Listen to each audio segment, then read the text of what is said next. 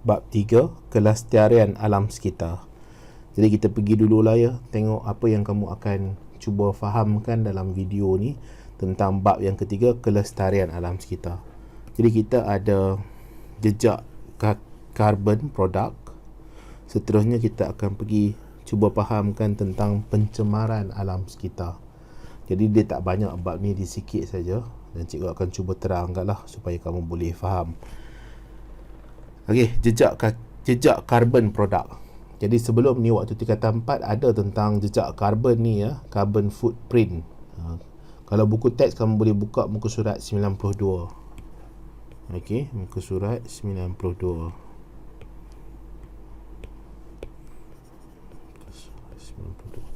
Jejak karbon merujuk kepada jumlah karbon dioksida yang bebas ke atmosfera.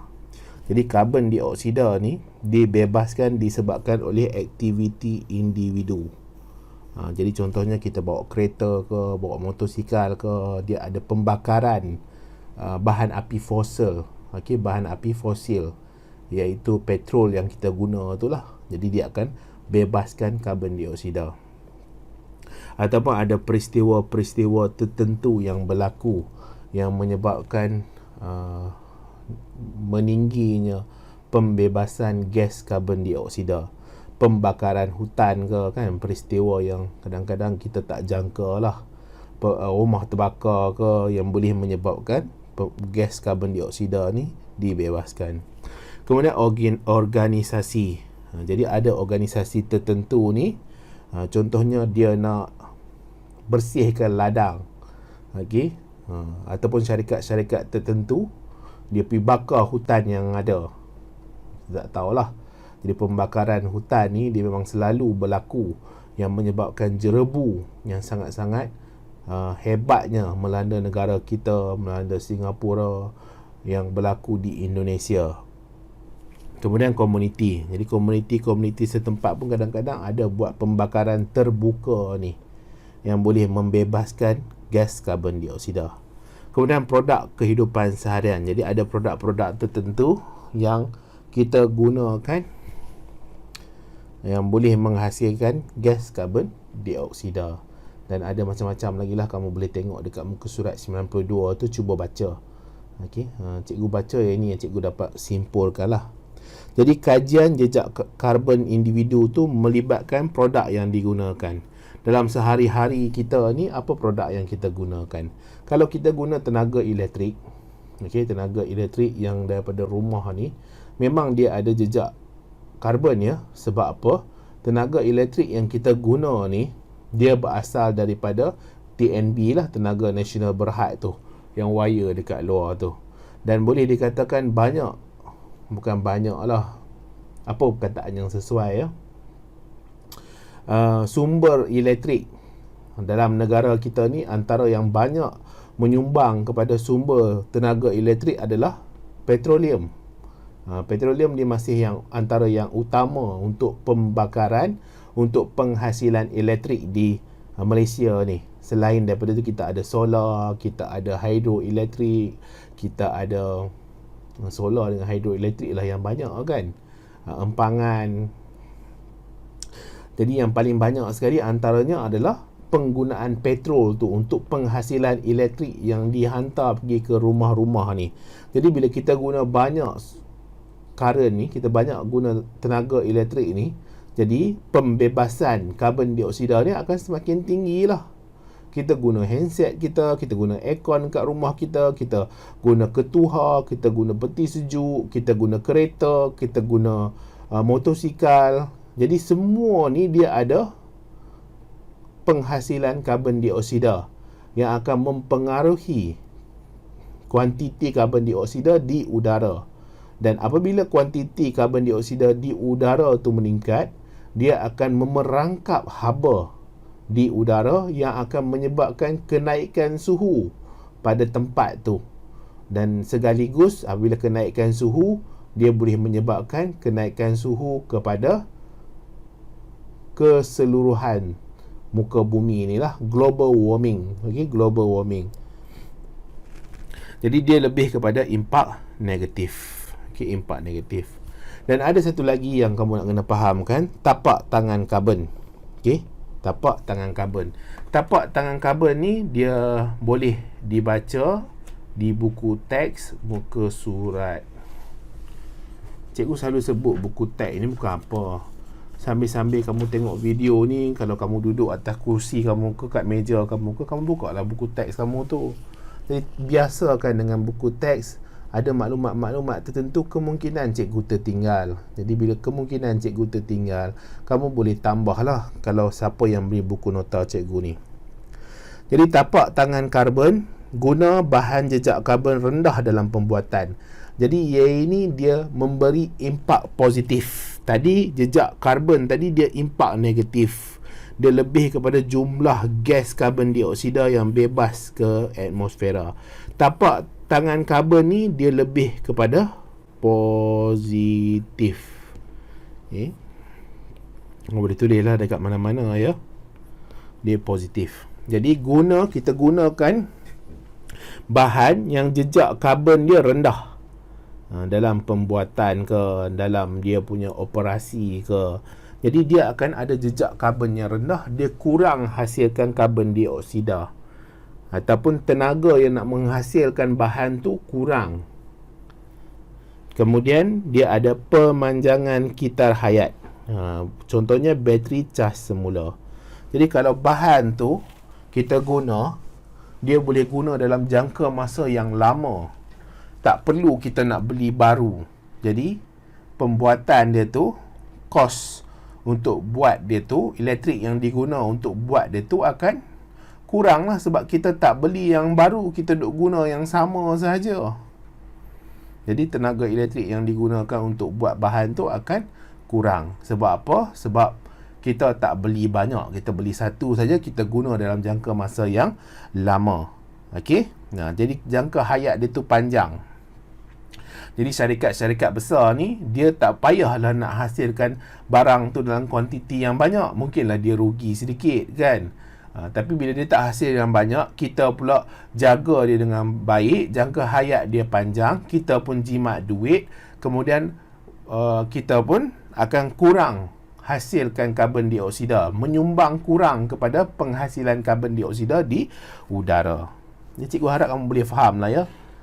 Dia macam secara tak langsungnya, bila kita guna sesuatu bahan tu dengan kadar yang lama, kita tak beli baru, dia sebenarnya membantu dalam mengurangkan pembelian barang baru ni. Bila kita kurang beli barang baru, syarikat pun kurang hasilkan. Bila syarikat tu kurang hasilkan, dia akan tak menggunakan banyak tenaga. Kalau dia guna banyak tenaga, dekat situ nanti akan ada banyak penghasilan gas karbon dioksida ni. Macam cuba nak kaitkan lah sampai ke hujung tu nanti. Yang paling utama, kita kurang guna tenaga ni, tenaga elektrik ni. Sebab tenaga elektrik ni antara yang banyak sumber dia adalah daripada pembakaran bahan api fosil. Sama ada arang batu ke, petroleum ke, itu yang paling mudah sekali, paling jimat sekali untuk hasilkan elektrik. Okey, itu yang paling jimat, paling mudah untuk hasilkan elektrik. Kemudian kita tingkatkan kecekapan produk. Jadi bila produk tu kita beli, dia lebih cekap, dia lebih bagus. Jadi dia tak gunalah tenaga yang banyak. Sebab apa? Bila dia cekap, dia dapat hasilkan dalam kuantiti yang banyak, sesuai dengan permintaan. Kalau dia tak cekap, dia akan kurang penghasilan. Jadi dia memerlukan lebih tenaga nanti. Jadi dia tak bagus lah. Dia tak bagus. Jadi guna lebih tenaga ni, dia akan jadi tak bagus. Guna lebih banyak tenaga elektrik, dia tak bagus. Kemudian penggunaan tenaga kurang bebas gas rumah hijau. Contohnya hidroelektrik. Cikgu sebut tadi, kita kalau boleh, kita cuba elakkan penggunaan bahan api fosil ni sebagai penjana elektrik. Kita elakkan guna petroleum ke, kita elakkan guna arang batu ke, apa sajalah yang datang daripada muka bumi ni, kita elakkan. Jadi antara yang kita boleh guna adalah hidroelektrik yang daripada empangan ni, ataupun daripada ombak ke, daripada sungai ke, yang mana kita pusingkan Turbin tu dipusing disebabkan ada pengaliran pada turbin tu, sama ada pengaliran air ke, pengaliran angin ke, ataupun kita guna tenaga solar. Tenaga solar ni sepatutnya lah dia bagus dekat Malaysia ni, sebab kita dapat cahaya matahari pada kadar yang sangat maksimum. Kan panas kan kat Malaysia ni kan. Jadi dengan adanya tenaga cahaya ni, kita akan kurang bakar bahan-bahan api fosil ni. Bila kita tak bakar dia tak akan hasilkan gas karbon dioksida. Penggunaan tenaga solar mana hasilkan gas karbon dioksida? Kita tak hasilkan gas karbon dioksida. Cuma masalah tenaga solar ni, dia memerlukan tempat. Okey, dia memerlukan tempat. Jadi apabila dia memerlukan tempat, kadang-kadang tempat tu daripada kawasan-kawasan hutan. Dia pergi tebang pokok pula kan. Dan apabila ada solar panel kat kawasan tu berpotensi untuk jadi lebih panas berbanding dengan tempat lain. Itu sedikit keburukan lah, tapi tak ada dalam kamu punya bahagian ni. Kemudian pengubah tenaga, kecekapan tenaga tinggi. Jadi kita ada pengubahan tenaga ni, dia mestilah cekap untuk ubah tenaga ni. Okey, supaya nanti kuranglah gas karbon dioksida ni dibebaskan. Okey, ini selalunya teknologi lah ya. Teknologi pastikan dia lebih cekap dan tidak ada pembaziran tenaga tu di sepanjang pengaliran tenaga elektrik yang ada tu. Jadi kadang-kadang bila sesuatu bahan tu, sesuatu teknologi tu dah lama, jadi dia tak apa nak cekap sangat. Okey, dia tak apa nak cekap sangat. Ada pengaliran tenaga yang terbazir apabila kita menggunakan bahan-bahan teknologi yang agak lama ni. Kemudian pengurusan sisa yang cekap. Dia ada 5R. Selalu kita dengar 3R kan. Jadi dia 5R. Refuse. Kita kalau boleh elakkan guna. Contohnya kalau kamu boleh berjalan kaki, kamu tak payahlah naik motosikal. Sangat kedai depan tu tak jauh mana, kita jalan kaki lah. Kita bakar tenaga yang kita makan tu. Cikgu cakap senang lah. Cikgu pun kadang-kadang naik kereta juga kan. Sama-sama lah kita ubah diri dan nasihat diri sendiri lah ya. Kadang payah jugalah. Tapi ini adalah untuk kebaikan alam sekitar. Tapi sebenarnya bagus kita berjalan ni. Okey. Cuma biasalah cikgu ni kadang-kadang kan kita duk nasihat orang suruh berjalan. Kita pun duduk sepanjang hari di rumah ni, duk tengok skrin yang banyak ni. Cikgu ni kadang 4-5 skrin duduk depan ni, duk tengok. Okey, macam-macam nak kena buat. Kemudian kita ada reduce, kita kurangkan yang mana boleh. Okey, contohnya bawa motosikal tu kuranglah. Kita kayuh basikal. Kita nak bersukan apa semua, kita kayuh basikal. Kita tak perlu naik motosikal. Kita elakkan daripada aktiviti sukan yang menggunakan kenderaan-kenderaan yang membakar bahan api fosil ni. Cubalah. Tapi kalau kamu minat, buatlah. Tak ada masalah. Kan? Tak ada siapa nak halang kamu lah. Kalau minat aktiviti, orang kata apa, lasak kan, motosikal yang lasak-lasak ni, buatlah, tak ada masalah. Okey, jangan terlibat dengan dadah je. Itu yang paling kata apa, tabu sekali ataupun paling teruk sekali lah bila kamu terlibat dengan dadah. Jangan sekali-kali ambil. Kamu sibukkan diri kamu dengan benda lain tak apa. Kamu gila memancing ke, okey, kamu gila motor ke, kamu gila apa lagi, gila ikan ke kan. Tak apalah, itu tak teruk sangat. Tapi bila terlibat dengan dadah ni, susahlah. Okey, mak ayah kamu sengsara, adik-beradik kamu sengsara. Kalau kamu ada isteri kamu sengsara, anak-anak kamu sengsara. Susah hidup. Okey. Kemudian kita ada recycle. Recycle ni guna kita recycle kita semula. Jadi apa ni, kalau kaca tu kita semula jadi kaca yang baru. Okey. Kemudian kita reuse. Okey, kita reuse. Jadi bila kita reuse ni, kita guna semula bahan tu. Jadi kita tukar dia pada fungsi yang lain ke. Kemudian rot ni maksudnya kita biar dia reput. Jadi kita guna bahan-bahan yang mudah mereput, dan bila dia mereput, dia kemungkinan boleh jadi baja yang akan menyuburkan tanaman-tanaman yang kita tanam. Okey, seterusnya penyingkiran gas rumah hijau. Okey, biogesim. Jadi bila gas rumah hijau ni kita singkirkan atau kita guna gas rumah hijau ni. Biogesim ni asal daripada mana? Asal daripada sampah-sampah yang kita buang tu. Terutama sekali sampah-sampah daripada makanan. Okey, sampah-sampah daripada makanan. Ialah banyak sampah daripada makanan ya. Kamu kadang-kadang makan kepala ikan, kamu tak makan. Tulang kamu tak makan. Kadang sayur tu batang keras kamu tak makan. Kadang nasi banyak sangat kamu ambil, kamu buang, kamu tak makan. Ataupun hari tu mak kamu masak terlebih garam, kamu tak makan, kamu buang. Ataupun kamu masak Maggi, kamu pecah telur tu busuk pula dah, kamu buang, kamu tak makan. Jadi hasil buangan-buangan tu semua sebenarnya kamu boleh kumpulkan dan letak pada satu tempat. Okey, kemudian dia sebenarnya akan hasilkan gas metana. Sebab ada tindak balas bakteria yang menghasilkan gas metana ni. Dan gas metana ni adalah gas yang mudah terbakar. Dia boleh terbakar. Okey, dia boleh terbakar. Jadi bila dia boleh terbakar, dia sebenarnya boleh menjana elektrik. Tapi masalahnya bila kita tidak ada sistem teknologi yang kumpulkan semua makanan-makanan tersisa ni, sampah-sampah daripada makanan ni, jadi gas metana tu terbebas ke udara lah. Jadi kita tak guna gas metana tu. Jadi dia masalah. Okey. Sebab tu ada tengah-tengah tempat dia ada sampah. Cikgu lukis dekat sini sampah. Okey, ada sampah. Dia sampah. Kemudian dia letak plastik hitam cover. Plastik hitam. Kemudian ni plastik hitam lah. Dia panjang lah ya. Panjang plastik hitam. Kemudian dia ada warna biru. Dia ada pipe dia sambung. Dia ada pipe dia sambung. Dia ada pipe dia sambung. Dia sambung ke satu tank. Sebab apa? Nanti gas-gas tu akan berkumpul. Gas-gas tu akan berkumpul, akan mengalir pergi ke tank ni tadi.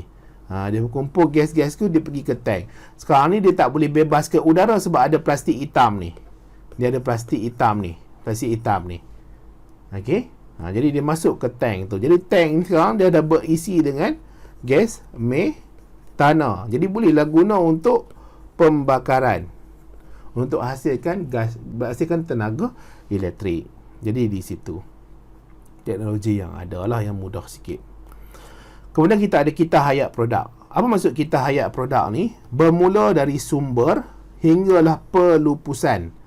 Okey, sama ada daripada dia terlibat dengan kita semula ataupun dia reput. Jadi bermula dari sumber. Okey, bermula daripada awal hinggalah pelupusan. Itu adalah kita hayat produk. Okey, kita hayat produk. Kemudian kita ada juga plastik. Kamu nak kena fahamkan tentang plastik ni. Jadi plastik ni dekat mana? Muka surat apa tu 96. Jadi kamu boleh tengoklah gambar rajah tu ya, menarik-menarik semua. Okey, plastik. Jadi plastik ni boleh upcycle. Apa maksud upcycle? Up tu naik. Jadi kita buat satu produk yang nilai dia, yang keadaan dia, yang ciri dia lebih bagus daripada produk yang sebelum tu.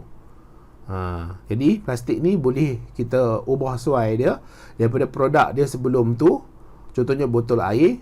Jadi kita tukar dia jadi rumah. Contohlah ya, daripada botol air jadi rumah. Cikgu tak tahulah. Ada orang tu memang ada dia kumpul botol air, plastik-plastik ni. Kemudian dia buat rumah terapung dia dekat satu tasik. Okey, hebatlah dia.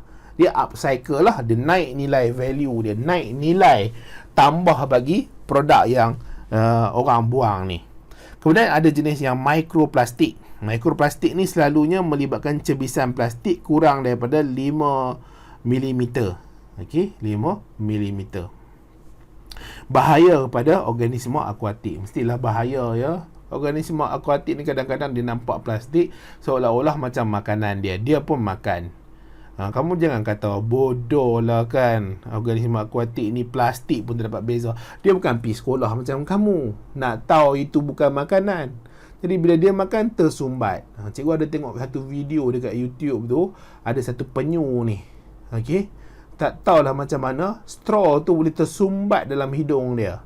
Jadi orang bila jumpa penyu ni, orang nak tolong dia lah daripada kesengsaraan yang dia alami disebabkan straw yang tersumbat di hidung dia. Jadi orang pun tariklah straw tu. Dan kita yang lihat ni pun rasa sangat-sangat terseksa. Kita yang lihat rasa terseksa, tambahlah haiwan tu yang alami benda tu lagilah terseksa. Orang kata apa? Berat mata memandang, berat lagi bahu yang memikul. Okey.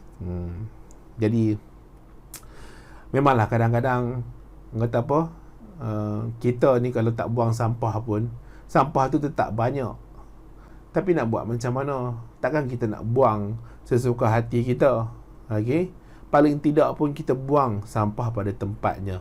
Janganlah buang pada saliran air, jangan buang pada laut, jangan buang pada tempat yang tak sepatutnya. Okey.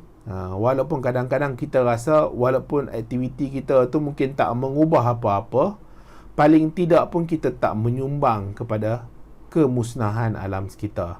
Kita bukan tangan-tangan yang menyeksa alam sekitar. Bukan antara tangan-tangan yang menyeksa alam sekitar. Seterusnya kita ada pencemaran alam sekitar. Perubahan ciri fizikal, kimia, biologi tidak dikehendaki dalam alam sekitar. Jadi perubahan ni boleh berlaku pada udara, air dan tanah. Udara, air dan tanah. Dia ada juga bunyi ya. Ada banyak sebenarnya pencemaran alam sekitar ni, tapi yang ada dalam buku teks kamu ada 3 dekat sini.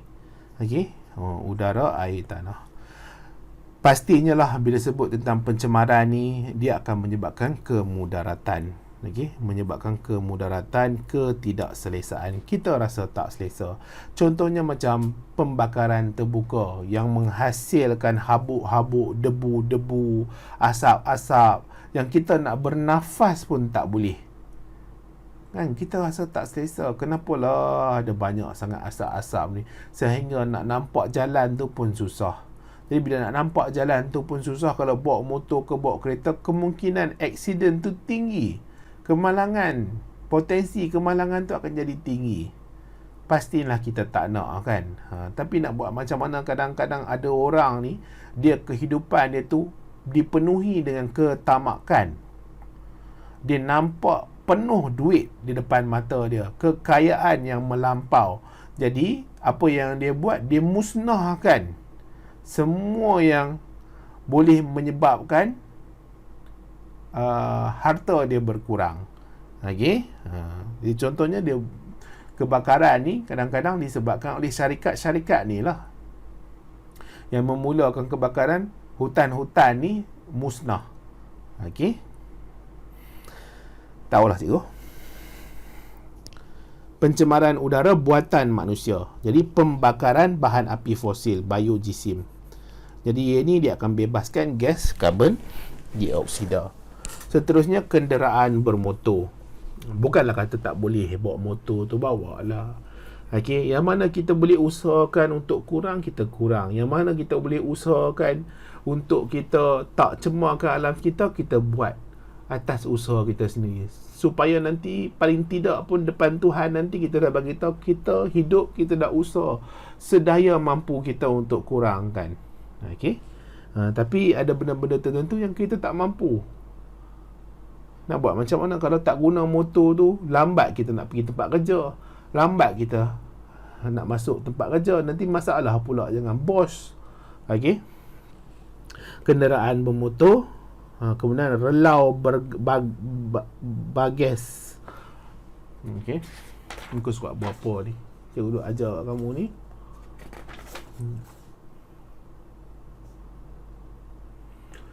Buka surat 100. Kemudian ada session jana kuasa terma, industri, tapak pelupusan sampah. Kemudian pencemaran udara secara semula jadi, letusan gunung berapi, pembakaran hutan. Hutan ni kadang-kadang pembakarannya secara semula jadi juga. Sebab apa? Sebab dia masuk musim kering. Contoh macam Perlis, bulan 1, bulan 2 tu dia musim kering lah. Bila musim kering, banyak pokok-pokok yang kering. Bila banyak pokok-pokok kering, kemungkinan dengan kepanasan yang melampau tu, ada punca kebakaran berlaku. Jadi dia akan menyebabkan pembakaran hutan. Ini pun antara yang berlaku juga di Australia bila panas terlampau sangat. Tapi di Indonesia tu memang orang bakar hutan ya. Orang yang tak guna ni dia bakar hutan. Kemudian ribut debu, sisa organik mereput. Seterusnya ada pencemaran tanah. Pencemaran tanah ni apabila guna baja racun serangga secara berlebihan. Jadi tak bagus guna racun serangga baja secara berlebihan ni. Sebab apa? Guna baja secara berlebihan, air hujan datang, air hujan turun dekat kawasan tu, air hujan tu akan bawa baja tu pergi masuk ke sungai atau ke tasik atau ke mana-mana tempat berair. Jadi bila dia masuk ke tempat-tempat berair tu, dia akan menyebabkan eutrofikasi. Nanti kita tengok eutrofikasi ni apa. Pengurusan sisa pepeja tidak sesuai, hujan asid. Jadi bila kilang-kilang ni dia menghasilkan gas-gas yang berbahaya ni, gas-gas ni naik ke udara, dan apabila dia bercampur dengan air hujan, dia akan turun sebagai hujan asid. Hujan asid ni akan menurunkan pH tanah. Jadi bila pH tanah tu menurun, dia menjadi semakin berasid. Jadi tanah-tanah tu nanti akan menyebabkan tumbuhan-tumbuhan yang ada di tanah tu mati. Mati ya tumbuhan, tak boleh nak hidup. Sebab apa? Sebab kawasan tanah tu berasid. Disebabkan hujan asid yang disebabkan oleh gas-gas yang dibebaskan oleh kilang-kilang. Jadi memang ada di overseas ya, di Europe kalau tak salah cikgu, dia panggil sebagai black forest, hutan hitam, yang mana hutan tu telah dimusnahkan oleh hujan asid. Habis semua biodiversity yang ada di situ. Yalah, bila dah musnah, apa lagi nak tinggal? Pokok dah mati, haiwan-haiwan dah hilang habitatnya, sama ada dia lari ke tempat lain atau dia mati bersama dengan pokok-pokok yang ada tu. Pengurusan sisa pepeja tidak sesuai, hujan asid. Kemudian sisa nuklear. Sisa nuklear ni pun bahaya ya. Lagilah bahaya sisa nuklear ni. Kemudian sisa elektronik. Jadi sisa elektronik, kadang-kadang kita pakai handset tu kan. Handset dah rosak, bergaduh dengan adik kamu, bergaduh dengan mak kamu ke, bergaduh dengan siapa-siapa ke, pergi baling handset tu. Handset tak boleh guna. Jadi nak buat apa? Kamu pergi baling, campak dekat tanah tu. Jadi dia pun masuklah ke tanah tu. Dia jadi satu pencemaran pada tanah pula. Kemudian kita ada pencemaran terma. Terma ni selalunya jadi lebih panas lah. Apabila berlaku penyahutanan, hutan dah tak ada, jadi bumi akan jadi semakin panas. Kalau rumah kamu ada pokok banyak kan, mesti kamu rasa sejuk sikit rumah kamu. Cuba rumah kamu tak ada pokok langsung, mesti kamu rasa panas. Sebab apa? Sebab dia tak melindung kamu punya kawasan tu daripada kepanasan cahaya matahari. Sebab tidak ada pokok. Bila ada pokok, dia lindung, dia beri satu perlindungan daripada cahaya matahari kena terus dekat rumah kamu. Kemudian perindustrian. Jadi perindustrian ni kadang-kadang dia juga ada enjin-enjin, mesin-mesin besar. Jadi enjin-enjin, mesin-mesin besar ni, dia akan gunakan tenaga elektrik untuk dia hasilkan produk-produk dia. Dan pastinya enjin-enjin ni apabila dia bergerak, dia sentiasa bergerak. Kalau dia bergerak 24 jam, dan dia akan menghasilkan haba. Dan haba tu terbebas ke udara. Ada yang lagi teruk, haba tu buat apa? Disejukkan oleh air, dan air ni dialirkan pula ke sungai. Jadi suhu air dah meningkat di sungai dah pula. Jadi bila dia meningkat kat sungai dah pula, haiwan-haiwan yang ada di sungai tu akan matilah. Sebab apa? Dah ganggu sistem dalam badan ikan-ikan tu. Dia ganggu sistem dalam badan ikan-ikan tu. Seterusnya pencemaran terma ni pembakaran bahan api. Kita ada pencemaran air. Jadi sumber dia sisa lah. Sisa air sisa domestik, sisa pepejal, bahan buangan industri gris, bahan kimia baja dan racun serangga, tumpahan minyak. Okey.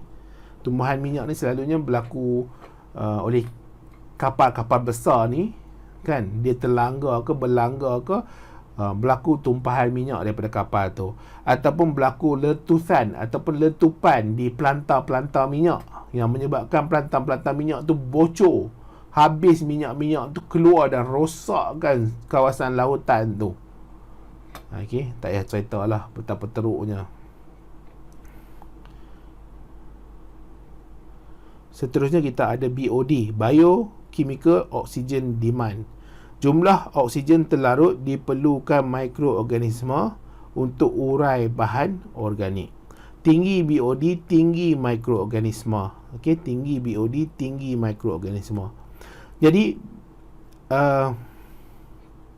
biochemical oxygen demand ni maksudnya kalau tinggi BOD ni, oksigen terlarut ni akan kurang. Okey, BOD tinggi, biochemical oxygen demand tinggi, oksigen kurang. Kalau BOD ni rendah, oksigen tinggi. Okey, lebih kurang macam tu lah. Tinggi BOD, tinggi mikroorganisma. Nanti kita tengok kenapa dia tinggi. Parameter pencemaran air diukur, tentukan tahap pencemaran. Dan BOD ni selalu dikaitkan dengan eutrofikasi. Jadi eutrofikasi ni apa? Dia penambahan ion fosfat dan nitrat. Ion fosfat, nitrat ni datang daripada mana? Datang daripada baja kimia yang selalunya kita letak pada tumbuh-tumbuhan ni supaya tumbuh-tumbuhan tu dia membesar dengan cepat. Okey, kemudian bila hujan datang, hujan akan bawa ion fosfat, ion nitrat ni mengalir masuk ke sungai. Jadi bila dia mengalir masuk ke sungai, dia adalah nutrien. Bila dia nutrien, dia akan menggalakkan pertumbuhan alga. Jadi alga jadi banyak. Jadi bila alga jadi banyak, alga tu dia guna apa? Dia guna oksigen. Yang akan menyebabkan sungai itu akan kurang oksigen. Jadi bila sungai kurang oksigen, haiwan-haiwan akuatik yang ada dekat situ akan mati. Jadi bila haiwan akuatik, tumbuhan akan mati, dia akan ada bakteria yang banyak untuk mereputkan haiwan-haiwan yang mati itu. Sebab tu bila tinggi BOD, dia rendah oksigen. Dia tinggi mikroorganisma yang akan cuba mereputkan tumbuhan akuatik dengan haiwan yang mati tadi. Okey, itu eutrofikasi. Dan ini boleh digunakan dalam uji kaji metilina biru. Jadi dia akan meluntur bila tiada oksigen. Jadi semakin cepat metilina biru ni dilunturkan, semakin tercemar air itu. Semakin cepat metilina biru dilunturkan, semakin tercemar air itu sebab dia kurang oksigen. Jadi kalau dia lama ambil masa untuk dia dilunturkan, maksudnya dia ada banyak oksigen. Okey, seterusnya kita ada berbola lumpur mikroorganisma efektif.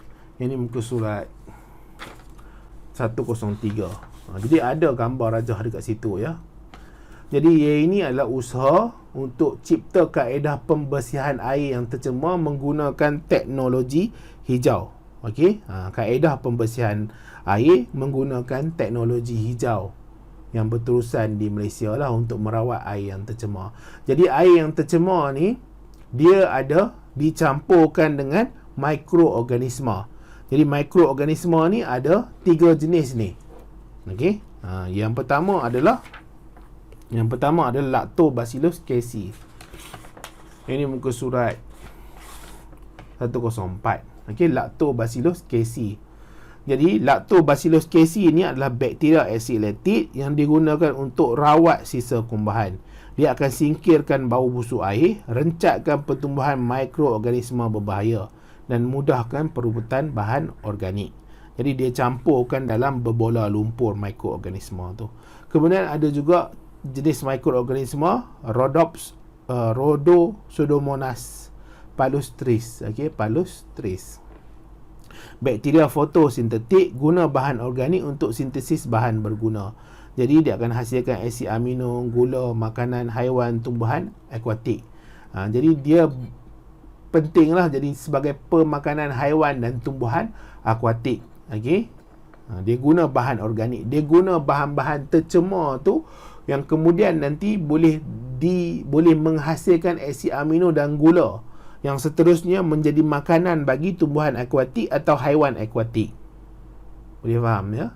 Jadi bakteria ni dia gunakan bahan-bahan organik yang datang daripada benda-benda tercemar tu. Jadi kemudian dia akan hasilkan daripada itu asid amino atau gula sebagai makanan bagi haiwan atau tumbuhan akuatik. Seterusnya Saccharomyces cerevisiae, yeast, bahan keperluan tumbuhan hijau. Jadi dia akan menghasilkan bahan keperluan bagi pertumbuhan-tumbuhan hijau. Seterusnya kita ada teknologi emisi negatif. Jadi teknologi singkir karbon dioksida dalam atmosfera.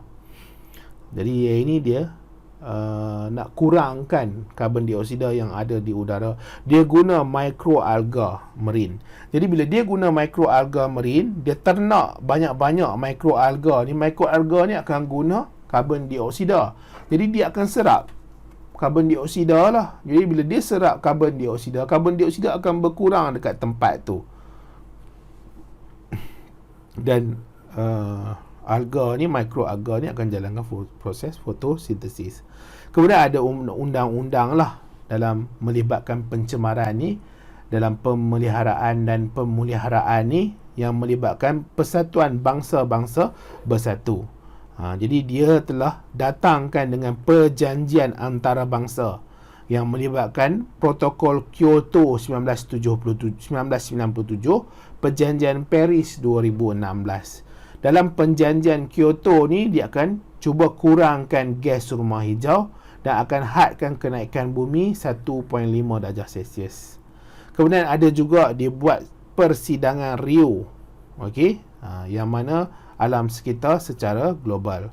Dan PBB juga cuba jaminkan bekalan air bersih yang mencukupi, cuba lindungkan lapisan ozon, haramkan penggunaan CFC. CFC ni boleh menipiskan lapisan ozon.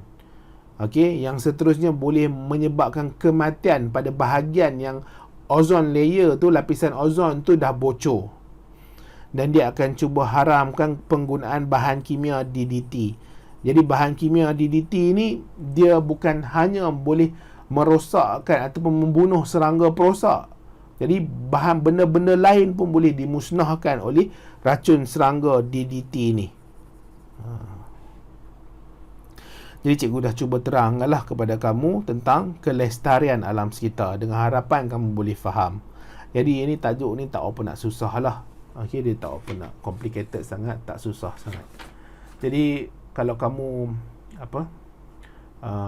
ada masa lebih, kamu berminat, kamu boleh baca lah buku teks je, jangan tak baca pula buku teks. Baca buku teks, cuba fahamkan. Dan kalau kamu beli nota cikgu ni, boleh tambah-tambah bahagian mana yang kamu rasa perlu penambahan. Kamu boleh guna sticky note ya. Tahu tak sticky note kan? Jadi kalau kita ada sticky note tu, kita boleh buat petak-petak ni, kita letak dekat sini ke. Okey, duplicate letak dekat sini ke. Untuk maklumat-maklumat tambahan. Dan bab yang keempat, cikgu akan cuba terangkan kepada kamu kadar tindak balas. Okey, kadar tindak balas. Untuk SPM Sains ni dia tak banyak bab, dia ada 9 bab saja. Yang kadar tindak balas ni pun tak banyak. Okey, dia 2 muka surat je. Okey, 2 muka surat. Okey, itu sajalah untuk bab ketiga, kelestarian alam sekitar. Cikgu sangat-sangat mengharapkan kamu boleh faham dan berguna untuk SPM kamu nanti.